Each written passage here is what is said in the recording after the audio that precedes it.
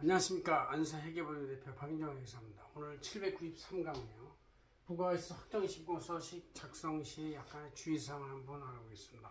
이번 주 우리 안세증전을 7월 22일자는 부가세 신고서의 최종 점검표를 한번 이 교재 내용으로 한번 해봤습니다.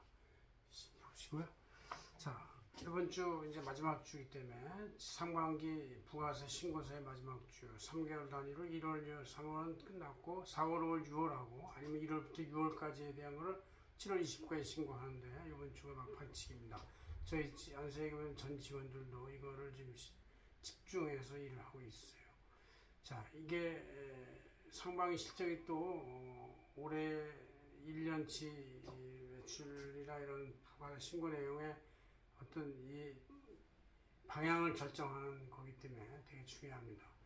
자, 먼저 부가세 신고서 한번 여러분 보시면 컴퓨터에서는 다 있겠지만 이렇게 쫙 돼 있어요. 그죠? 여기서부터 매출부터 쭉 반영하는 게 이제 반영되어 있죠.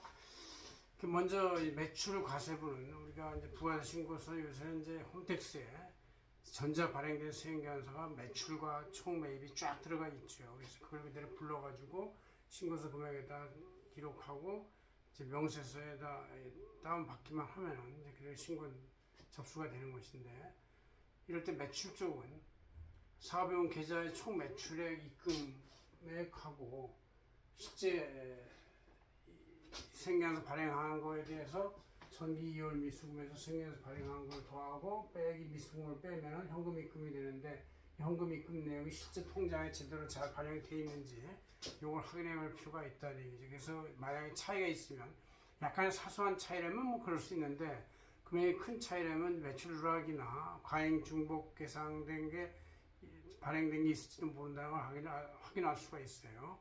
그 다음에 이제 동일 매출에 대해서 전자생계산서 끄는 것과 신용카드 매출 전부까지 중복 발행한 것은 제거해서 매출을 중복 반영이 되지 않도록 해야 되겠죠. 그래서 이렇게 하고, 그 다음에 계약서 등의 실제 매출 공급에 증빙하고 생계산서 발행한 내용이 일치한지 확인해야 된다는 얘기죠.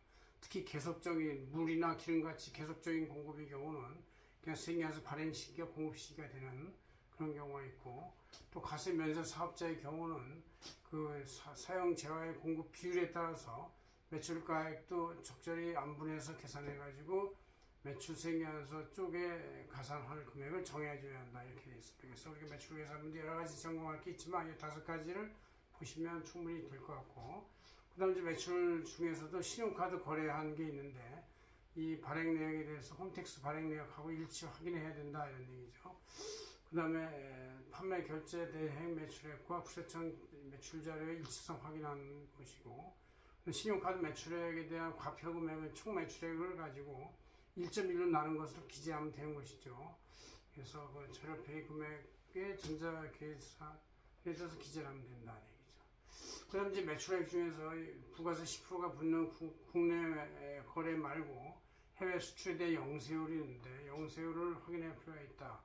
이 영세율은 이제 내국 신용장과 구매 확인서 이렇게 전자 발행하는 거 일치 여부를 확인해야 한다는 얘기고, 기타 이제 죄특례제합법상의 각종 영세율 적용되는 재화 용역 등에 대해서도 관련 제출 명세서를 나름대로 건별로 파악해가지고 제출을 해야 되겠다, 그런 얘기죠.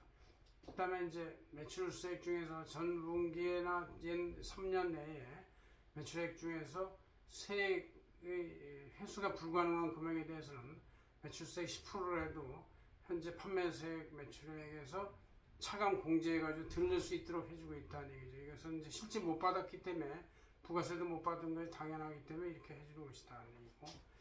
그 다음에 이렇게 해서 매출에 대해서 몇 가지 아이템을 이제 확인해 보면, 그 다음에 이제 매입세액을 봐야 되는데, 매입세액은 종이계산서가 존재할 때 그거를 파악해야 된다. 그 다음에 생계산서를 선발행이나 늦게 수취한 생계산서에 대해서 실제 실물의 흐름하고 가감을 해가지고 파악해야 한다, 이런 얘기고. 그 다음에 이제 매입 중에서는 일반 매입액과 감가상각 대상이 되는 고정자산 매입액을 구분해서 기재해야 한다, 이런 얘기죠. 그래야지 그 전체적인 그 손익계산서 흐름하고 부가세 흐름하고 일치성을 확인할 수가 있다, 이런 얘기죠. 그다음 이제 매입 카드 중에서도 신용카드 매입 전표 입소액에 대해서 그걸 제대로 제출해야만 매입세 공제를 되는데 매입세 불공제 대상인 것은 이제 제외시킨다 이런 얘기죠. 그다음에 신용카드 생계한서 중에서 중복 수취거나 이중 매입세 기준이 불가능하니까 만약에 매입생계한서도 받았고 이중 신용카드 매입 전표도 있으면 그 중에 하나만 선택해서 해야 된다 이렇게 되겠죠.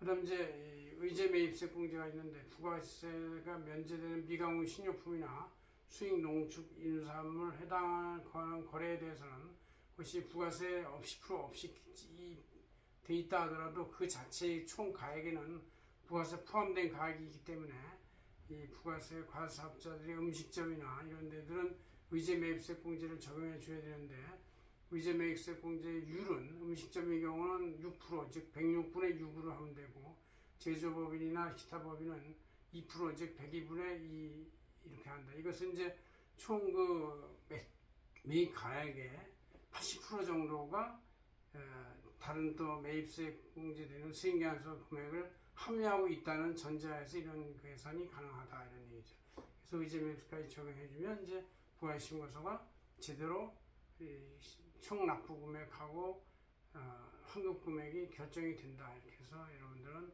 한번 확인해 볼 필요가 있다 이런 얘기죠. 고맙습니다. 한세계 대표 황인정 회사였습니다.